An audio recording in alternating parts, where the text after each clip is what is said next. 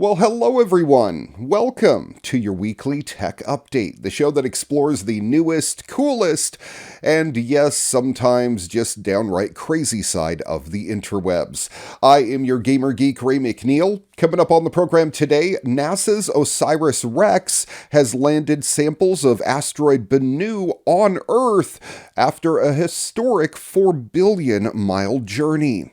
Portal is getting a full PC VR supported mod, and we all thank you as a Portal fan. This is something we've been looking for quite a few years.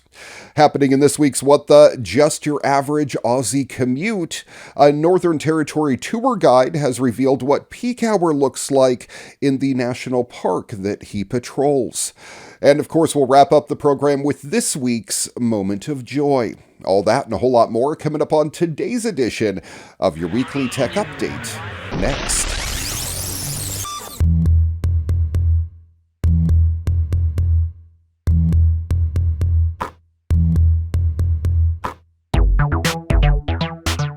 This is wild. NASA's first ever samples from a deep space asteroid have landed safely back here on Earth in a historic first for the U.S.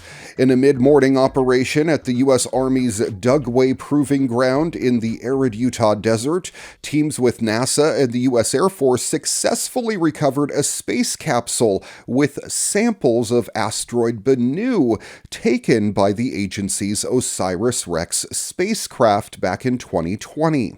Now, this thing launched 7 years ago. It's been on a 4 billion mile journey. It's 6.2 billion kilometers in its travels to reach Bennu and then make the journey home. The OSIRIS-REx probe released the sample return capsule while it was about 63,000 miles above Earth. The capsule contains some 250 grams of rocks and other material from Bennu. Really, we don't know at this time. Material that could help answer some of scientists' most burning questions about the origins of life on Earth and the early days of our solar system. Touchdown for science, said Jim Garvin. He's the chief scientist of NASA's Goddard Space Flight Center from the landing site during a live broadcast. For the first time in history, we brought goodies back home from this kind of object. This is so huge, and we're all breathing a big sigh of relief. The OSIRIS-REx capsule reached speeds of up to 27,000 miles per hour, and its heat shield experienced temperatures of 5,300 degrees Fahrenheit as it descended through Earth's atmosphere. The capsule deployed its main parachute at an altitude of 20,000 feet, 4 times higher than expected at 5,000 feet, but it appears to have landed safely. The bottom line is we landed. When the main parachute came out, that was the moment I was waiting for, said Mike Mora. He's the OSIRIS-REx recovery team lead at NASA's Goddard Space Flight Center.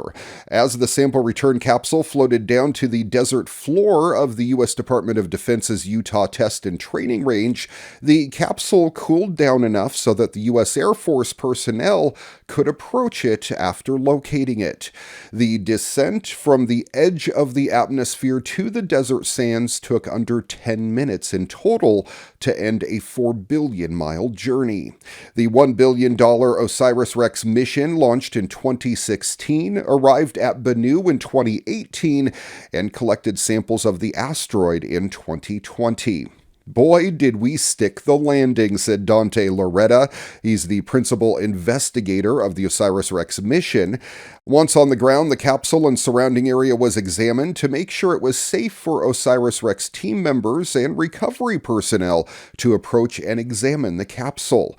An early examination by recovery teams found that the capsule was intact and suffered no breaches during landing. From there, the capsule was hooked up to a helicopter via a long line and airlifted to a temporary clean room set up at the U.S. Army's Dugway Proving Grounds. Once secure inside the facility, the capsule was opened, and the canister inside that contained the precious sample of asteroid Bennu will be prepared for transport once again.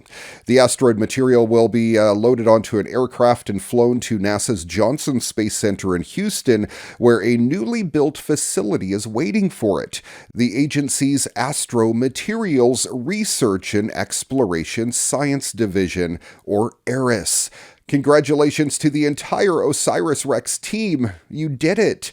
The mission proves that NASA does big things. Things that inspire us, things that unite us, things that show that nothing is beyond our reach. How cool is this? ABC News has reported that a wave-based power generation station has been in use in the Bass Strait in Australia for more than 12 months.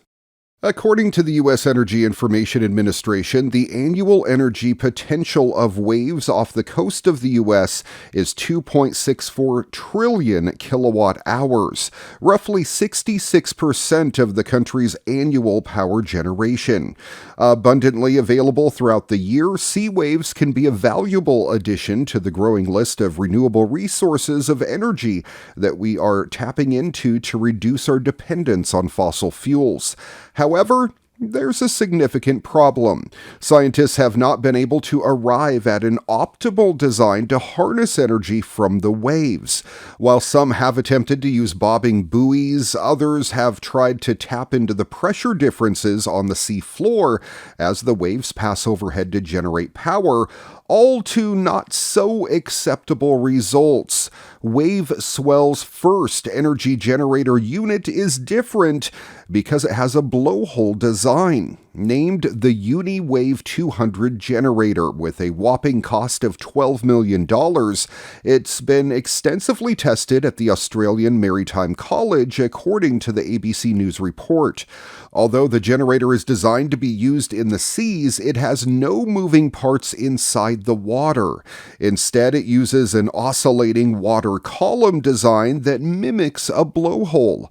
The entire structure sits on the seabed, and an opening on one side allows waves to move in and out of the chamber. Waves enter the column. As they rise and fall, they push air into the turbine located on the top of the generator assembly, which then moves to generate power. The UniWave 200 can generate 200 kilowatts at its peak, which is enough to power 200 homes. Speaking to ABC News, WaveSwell CEO Paul Geeson said that the generator had achieved conversion rates of 48%. This means that out of the total energy brought in by the waves, the generator supplied 48% of that to the grid. That rate is very encouraging and, in fact, is higher than other renewable energy technologies. With the unit operating for over 12 months, the company is ready to look at the next step in commercialization of its tech. The next version of the wave generator is expected to generate 5 times as much energy as the UniWave 200 and could be placed at any coastline worldwide.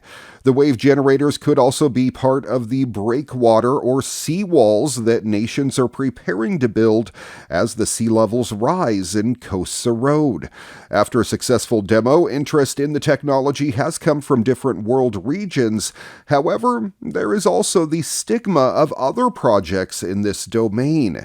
In the industry, people remember the ones that didn't work and think, oh well, that's ocean energy, so it can't possibly be successful. When in fact, that's not true, and this unit, the UniWave 200, has proven that it is a viable piece of technology.